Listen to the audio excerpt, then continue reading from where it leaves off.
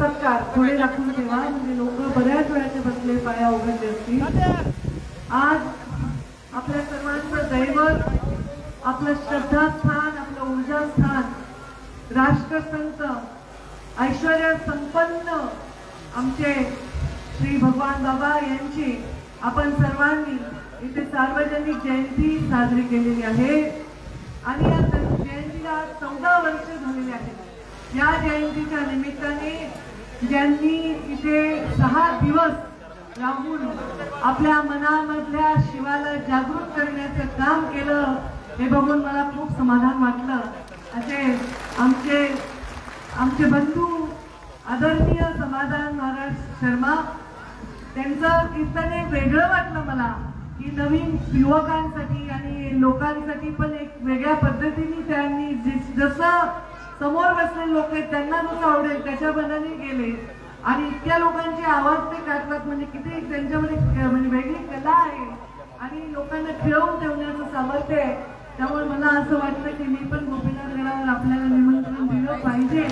आणि आता आपल्याला मी जाहीर निमंत्रण देते, मग लेखी निमंत्रण देते की आपण यावं आमच्याकडे. जरूर आपण मुंडे साहेबांच्या पुण्यतिथी किंवा जयंती निमित्त एखादा कार्यक्रम करू आणि आपण जरूर यावं असं निमंत्रण आपल्याला देते. आता या कार्यक्रमाला आवर्जून उपस्थित असलेले, जसं एखादा राजकीय पक्षाचा माणूस दुसऱ्या राजकीय पक्षाच्या मंचावर जात नाही, तसं असं म्हणाले समाधान महाराज की आमच्या क्षेत्रात एखाद्याचं कीर्तन ऐकायला कोणी दुसरा महाराज येत नाही, पण आमचे हरभक्त परायण अत्यंत रेग्युलर इथे रोज आले. आमचे रणवे बापू, आमच्या हरिभक्त परायण आमच्या राधाताई, आमच्या आईसाहेब या देखील इथे आल्या. त्याही खूप छान बोलतात. दोघांचंही सुंदर. आता त्यांनी जे भजन सांगितलं पण मी इथलं लोक वेगळं म्हणले तर छान. त्या दोघांचंही मी अनेक वेळा ऐकण्याचा योग आलेला आहे. अत्यंत सुंदर वाणी तिथे बोलतात. मंचावर आज उपस्थित भारतीय जनता पार्टीचे जिल्ह्याचे अध्यक्ष शंकररावजी देशमुख, मंचावर उपस्थित या कार्यक्रमाला आवर्जून उपस्थित बदामराव पंडित, मंचावर उपस्थित आमचे मधुकर तात्या, आमच्या ज्येष्ठतेप्रमाणे नाव घेत आहे. मी लहानपणापासून ज्यांना बघते, जसे जॉईन झाले तसे नाव घ्या. आमच्या मंचावर उपस्थित इथे भगवान बाबा जयंती उत्सव समितीचे अध्यक्ष करण तांदळे, त्यांना सगळ्यांनी जोरात टाळ्या द्या. संचालन आणि प्रास्ताविक करत आहे आणि इतकं चांगलं भाषण केलं महेंद्र गर्जे, आमचे विजूभाऊ गोलार, सय्यद अब्दुल्ला, वसंत मुंडे यांना मला वाटतं आज सन्मानित आपण करणार आहात.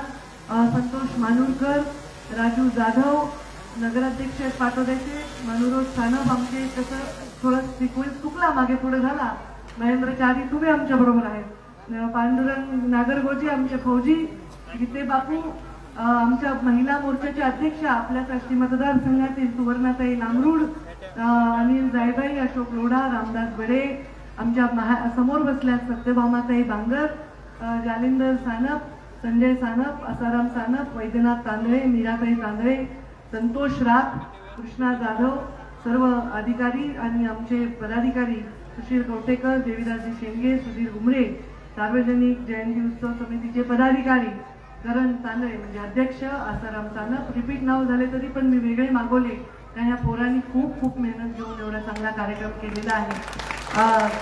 प्रकाश बांगर, विकास सानप, सुनील गर्जे, रामभाऊ नागरगोजे, गणेश नागरे, महादेव राख, संतोष सानप, दीपक दादा, अर्जुन नागरगोजे, विकास बांगर, ओंकार गर्जे, सूरज बांगर, प्रमोद गर्जे, सागर सानप, संकेत बडे आणि उपस्थित सर्वच मान्यवर आणि समोर एवढ्या संख्येने उपस्थित सर्व टोपीवाले, पागोटेवाले, सर्वांना माझा नमस्कार. सर्व वडीलधारी मंडळी आणि या कार्यक्रमाला इतकं सुंदर रूप, साक्षात शिवाचं पुराण ऐकण्यासाठी शक्ती स्वरूपात अवतरलेल्या माझ्या मायमाऊल्यांनो आणि माझ्यावर अतोनात प्रेम करणाऱ्या आणि घोषणा गामा गुण उन्हामध्ये चालत तो रथ, माझा तर वाटत नव्हतं की मला ड्रायव्हर चालवत होता, बोटं लावून हे लोक माझा रथ इथपर्यंत आणला.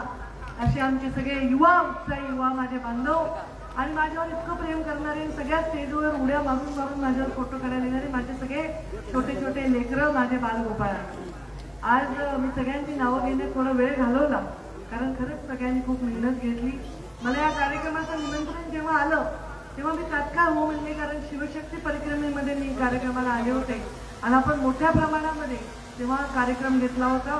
आणि खरंच आहे महेंद्र म्हणाल्याप्रमाणे की शिवाचं आणि माझं काहीतरी नातं दिसतंय. शिवशक्ती परिक्रमेच्या कार्यक्रमाला मी आले आणि आता आले ते आदरणीय सन्माननीय श्रद्धेय समाधान महाराजांच्या शिवपुराणाच्या निमित्ताने मी इथं त्याच्या समारोपासाठी आले. त्यांचं म्हणणं बरोबर आहे, शिवपुराण हे 7 दिवसात होत नाही, पुन्हा ते पुन्हा येणार आहे.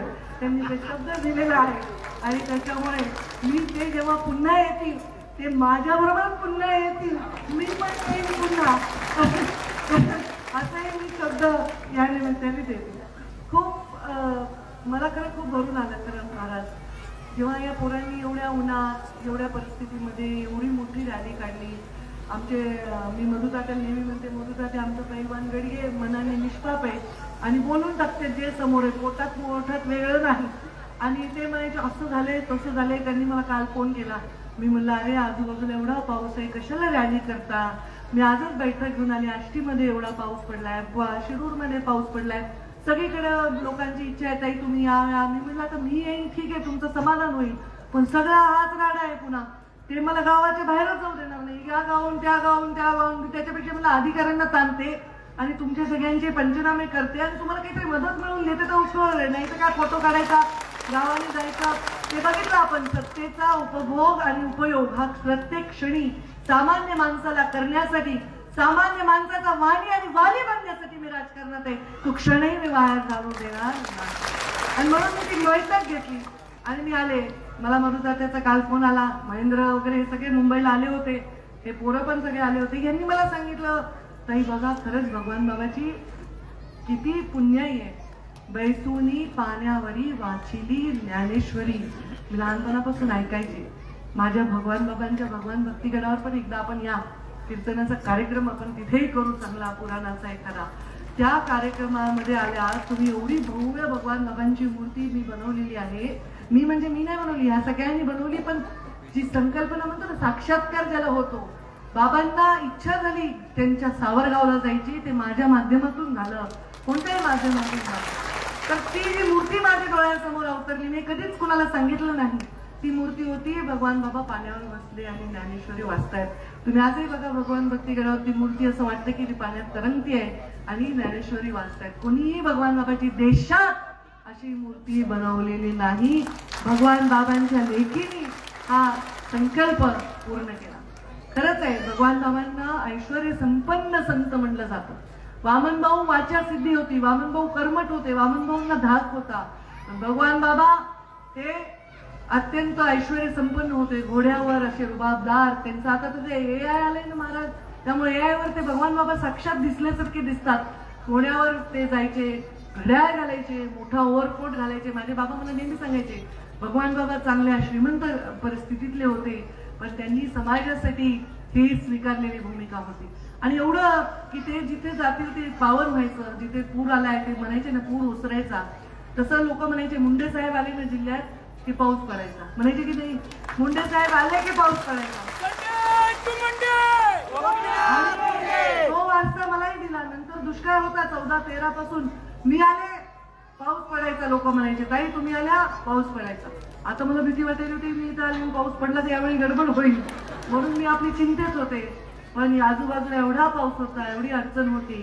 पण खरंच पोरांनो तुम्ही खूप मेहनत केली आणि तुमच्या साक्षात या कार्यक्रमाला शिवाचा आशीर्वाद, महादेवाचा आशीर्वाद लाभला आणि कुठलीही हानी झाली नाही, कुठलाही थेंब एक पडला नाही आणि काही अडचण नाही आली. मधुतात्या तेच म्हणले बघा ना ताई किती सत्व असते कार्यक्रमात, एखाद्या नावात खूप मोठी गोष्ट आहे. आणि त्यामुळे आज मी इथे आले ते भगवान बाबांच्या ओढीने आले. मला आठवतं जेव्हा मी भगवानगडावर म्हणजे भगवानगड नगर, मग बरेच मीडियालाही भगवान भक्तीगडाला भगवानगडच म्हणतात बाहेरचे, तर ते भगवानगडावर मी जेव्हा गेले त्या दिवशी दर्शन घेतलं बाबांचं. शेवटची जेव्हा गेले आणि मी बाबांना म्हणले बाबा चला माझ्याबरोबर. खरंच सांगते, मी भगवान बाबांना म्हणले बाबा माझ्याबरोबर चला. आणि मला असं वाटलं की माझे बाबा तर माझे बाबा आहेच एक मुंडे साहेब, पण भगवान बाबा नाही, मी माझे बाबाच म्हणते. माझे बाबा माझ्याबरोबर सावरगावला साक्षात आले. आणि ती परिस्थिती अशी होती की भगवान बाबांनी जिथे जन्म घेतला आणि भगवान बाबांनी जिथे अखेरचा श्वास घेतला, त्या दोन्ही जागांमधला आशीर्वाद मला लाभला, मला मोठं पण मिळालं. आणि मला शेवटच्या दिवशी, ज्या दिवशी दसऱ्याला आपण भगवान बाबांच्या मूर्तीचं लोकार्पण करणार होतो, त्याच्या आदल्या दिवशी अशी फजिती झाली. ज्यांनी कलाकारांनी मूर्ती केली, हो तयारे निघाली, आत्ता पोचते, रात्रीच आम्ही लावणार असं म्हणले, ते कलाकारांनी काय कच खाल्ली, त्याच्या मागे काय झालं ते भगवान बाबालाच ठाऊ, पण त्यांनी काही मूर्ती लावलीच नाही. आणि हे रामदास बडे असेल इकडे, मी रामदास बडेला म्हणलं तिकडे जा, सविता गोलारला म्हणलं तिकडे जा, रात्रभर झोपू दिलं नाही मी त्यांना. कशी ती मूर्ती एवढी जड होती, भगवान बाबाचा चेहराच असेल एवढा, या पूर्ण स्टेज एवढा, आणि ती मूर्ती कशी आणायची आम्ही असा विचार आमच्या मनात होता. ती मूर्ती आम्ही आणली, हळू येईली, पंकजाताई आल्या, हेलिकॉप्टर उतरलो, पडदा लावून ठेवला आणि पडद्याच्या मागे मूर्ती होती. लोक जे समोर बसले त्यांना काय माहिती पडद्याच्या मागे काय, त्यांना वाटायला की पडद्याच्या मागे मूर्ती आहे, पण आम्हाला माहित होतं पडद्याच्या मागे मूर्ती नाही. आणि मग करा भाषण चाललंय. आम्ही म्हणलं भगवान बाबा की जय म्हणले, मी भाषणाला उभे राहिले. त्यांचा काहीतरी मांडीचा भाग लावणं चाललं होतं. आता काय भाषण करेपर्यंत कसं चेहऱ्यापर्यंत येईल ते असं माझ्या मनात विचार आला. मी भाषण केलं आणि भाषणाच्या नंतर भगवान बाबांचं नाव घेतलं आणि म्हणलं जाऊ दे, जे असेल ते असेल, काढा रे ते पडदा म्हणून. पडदा काढला, साक्षात पूर्ण मूर्ती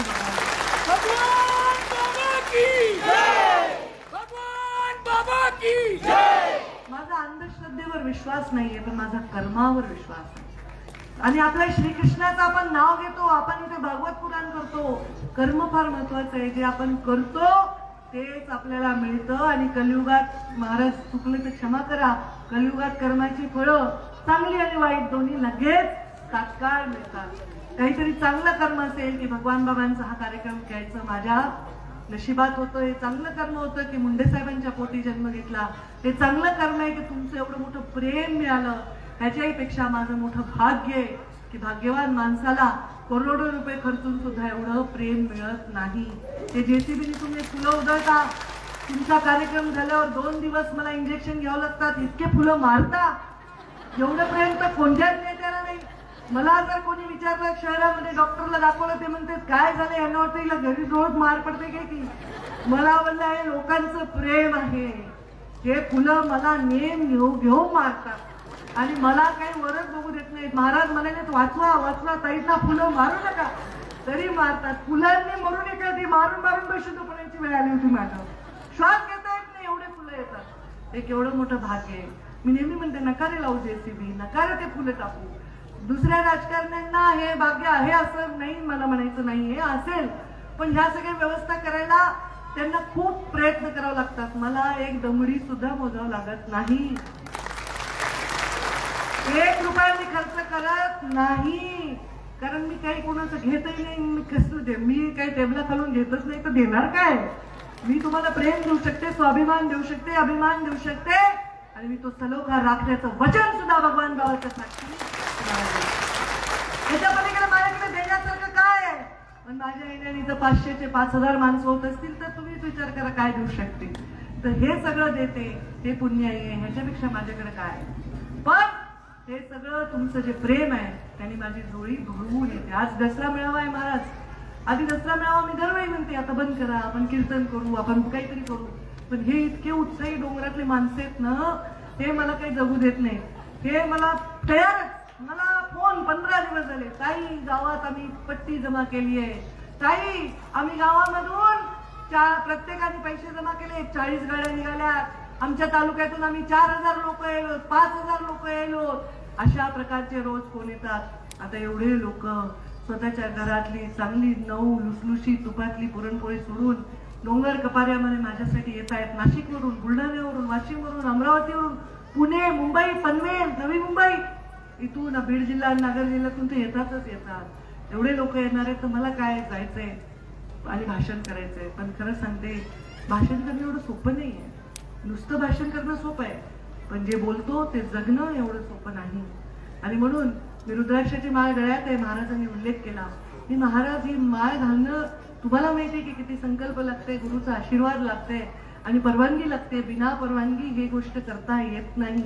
साक्षात प्रज्ञानंदजी सरस्वती शंकराचार्यांनी मला दीक्षा दिलेली आहे आणि मी पण त्याच मार्गावर आहे. हे लोक जाऊ देत नाही तोपर्यंत, नाही तर तुमच्यासारखंच माझंही पुढं विचार आहे. पण बघू आता ह्यांचं जोपर्यंत कल्याण होत नाही मला काही सुट्टी मिळणार नाही. कर्म केल्याशिवाय आपण पुढच्या मार्गाला जाऊ शकणार नाही. मुंडे साहेबांना काय स्वप्न पडलं मला माहित नाही. त्यांनी मला राजकारणात आणलं. मला राजकारणात यायचंच नव्हतं. मी इतकी घरकोंबडी मुलगी आहे की मी शाळेला जाताना पण रडत होते, कॉलेजला जाताना पण रडत होते. मी माझ्या आईवडिलांना सोडून कधी राहिले नाही. माझ्या आई बाबांनी मला हॉस्टेलला टाकलं. मी एक दिवशी साहेब भेटायला हॉस्टेलला आले. मी गादी बिडी गुंडाळून पॅक करून बॅग त्यांच्या गाडीत जाऊन बसले.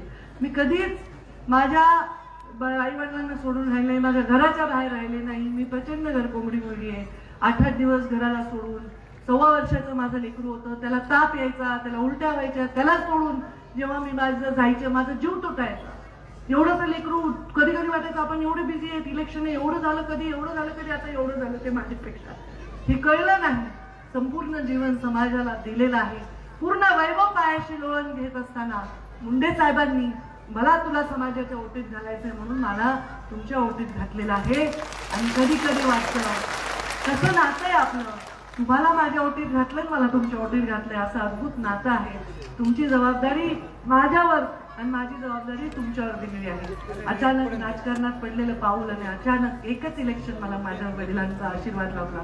2014 तर मुंडे साहेब माझ्या इलेक्शनला जिवंत नव्हते.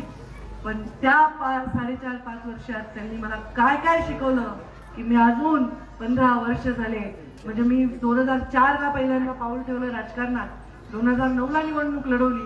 आज 20 वर्ष राजकारणामध्ये मी काम करत असताना, 22 वर्ष समाजात काम करत असताना आज जे काय मी करते आहे ते प्रत्येक श्वास हा मुंडे साहेबांना आणि भगवान बाबांना शोभेला असाच घ्यायचा प्रयत्न करते. जेव्हा नम्र व्हायचं असतं तेव्हा अतिनम्र व्हायचं असतं. जेव्हा शांत राहायचं असतं तेव्हा अतिशांत राहायचं असतं. जेव्हा संयमाने वागायचं तेव्हा संयमाने वागायचं असतं. आणि जेव्हा युद्धामध्ये जायचं असतं तेव्हा हातातली तलवार खाली ठेवू द्यायची नाही. अशा प्रकारचं युद्ध.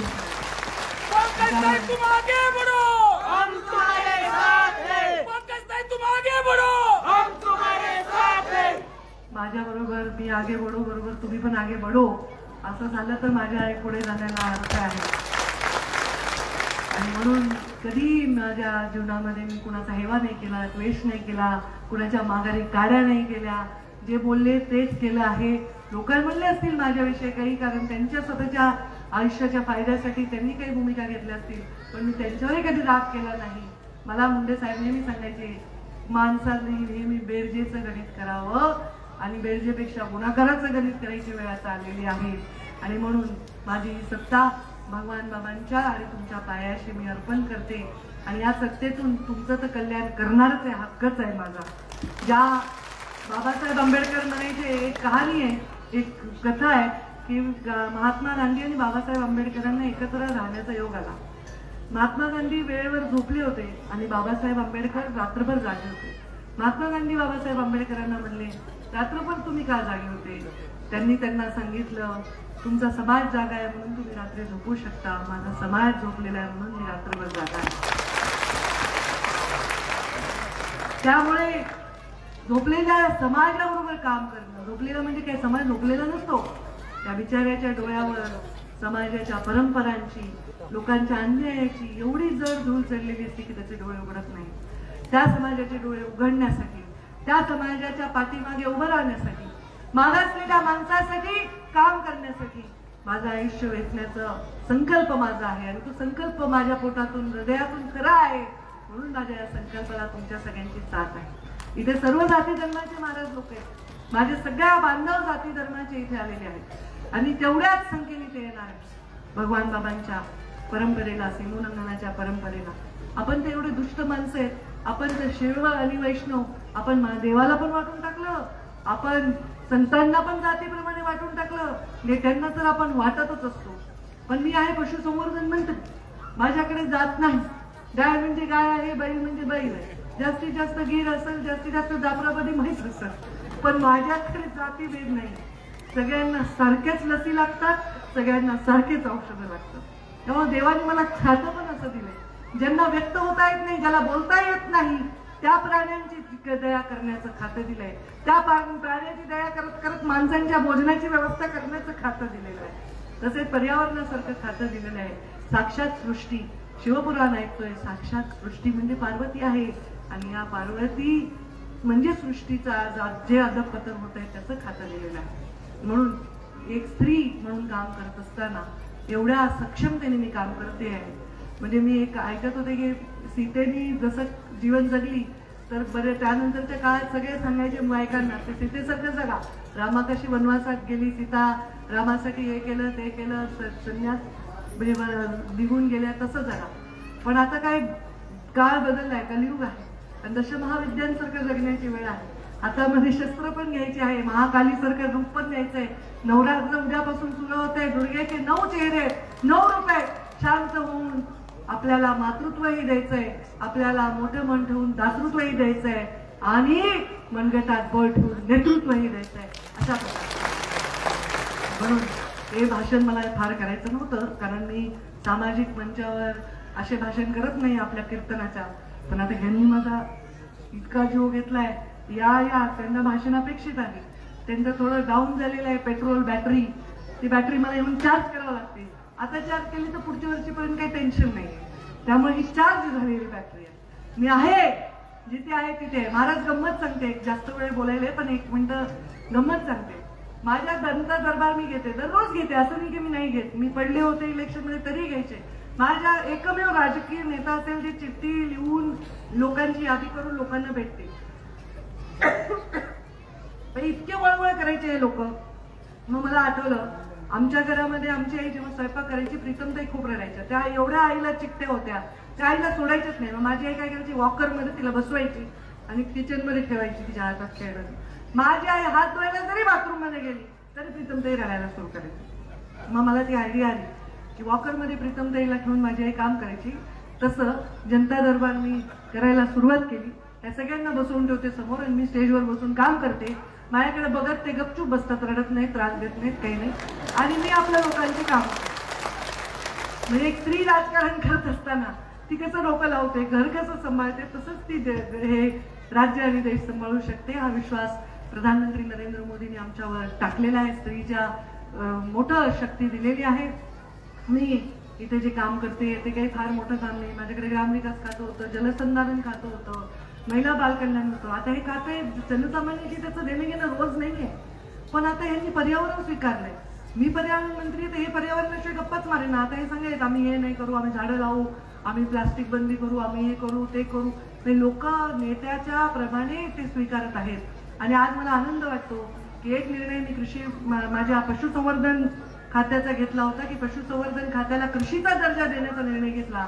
तर प्रधानमंत्री नरेंद्र मोदींनी देशामध्ये पण तो निर्णय घेतला आणि त्यांनी घेत असताना असं लिहिलंय की महाराष्ट्राच्या निर्णयाला म्हणजे उद्देशून महाराष्ट्राच्या निर्णयाप्रमाणे आम्ही हा निर्णय घेतलाय. म्हणजे आपण जे काम करतो, आपण एवढा चांगला विमा दिला 2015 मध्ये की आपले नवल किशोर रामला डायरेक्ट प्रधानमंत्र्यांच्या कार्यालयामध्ये घेऊन गेले की असं कसं चांगला विमा तुम्ही तयार करता. आपल्याकडे येणारा माणूस सुद्धा त्याचंही भलं झालं पाहिजे. कामाला येणारा, काम करणारा, आपल्या संपर्कात आलेला, सहवासात आलेला, त्याचं सुद्धा भलं झालं पाहिजे. भलं नाही झालं तरी चालेल, पण त्याचं वाईट नाही झालं पाहिजे, हे माझं कर्तव्य आहे. आत्ताच्या कलियुगातले आम्ही राजाच्या भूमिकेत आहोत. 5 वर्षाचं राज्य आहे आम्हाला. राजाने राजासारखं राहायला पाहिजे, राजाचं मन राजासारखं पाहिजे, राजाला सगळे रंग सारखे दिसले पाहिजे.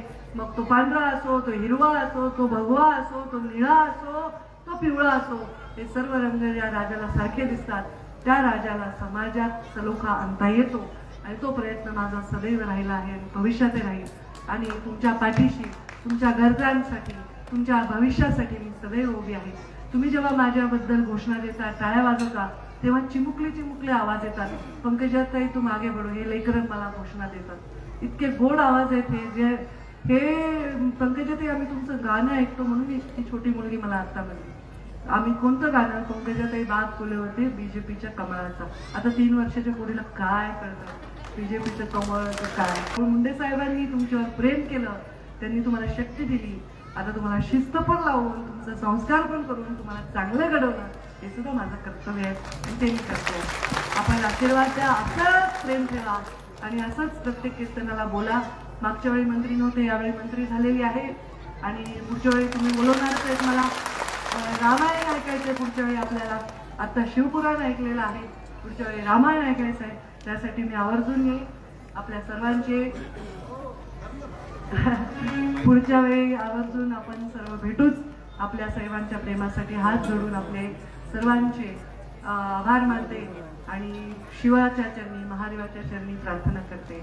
सर्व मंगल मांगल्ये शिवे सर्वार्थ साधिके शरण्ये त्र्यंबके गौरी नारायणी नमोस्तुते. सगळ्यांचं मंगल कर अशीच प्रार्थना करते. उद्या रेणुकाईला जाणार आहे. रेणुकाईला हेच प्रार्थना करेन की माझ्या या समाजातल्या सगळ्यांना सुखी ठेव. यांच्यामधला प्रेम भाव, बंधुभाव असा जसा आता परिस्थिती तसा नको ठेवू, जसा पूर्वी होता तसा होऊ दे. अशा प्रकारे छत्रपती शिवरायांच्या महाराष्ट्रात सगळ्या मावळ्यांना सोबत घेऊन स्वराज्य त्यांनी स्थापन केलं. ते स्वराज्य आहे म्हणून आज आपण इथे सन्मानाने जगत आहोत. म्हणून समाधान महाराज शिवपुराण सांगत आहेत. म्हणून पंकजा मुंडे गळ्यात रुद्राक्ष घालून फिरत आहे. हे आपला सन्मान छत्रपती शिवरायांमुळे आहे. आणि त्यांच्या पश्चात आपल्या भगवान बाबांनी, वामन भाऊंनी हा सन्मान डोंगरकरातल्या लोकांना, ज्यांना दरोडे घालण्याशिवाय आणि काही करण्याशिवाय काम नाही, त्या काळात काय काम होतं, त्यांना चांगल्या माणसामध्ये आणण्यासाठी हे आपल्याला पायंडे पाडून दिलेले आहेत. तेच पायंडे आपण पुढे चालवत राहू. एवढं या निमित्ताने सांगते. धर्मावर प्रेम करा, श्रद्धा ठेवा, पण अंधश्रद्धेला 10 हात लांब करा. एवढंच मात्र या निमित्ताने सांगेन. माझ्या वाणीला विराम देईन. धन्यवाद. जय.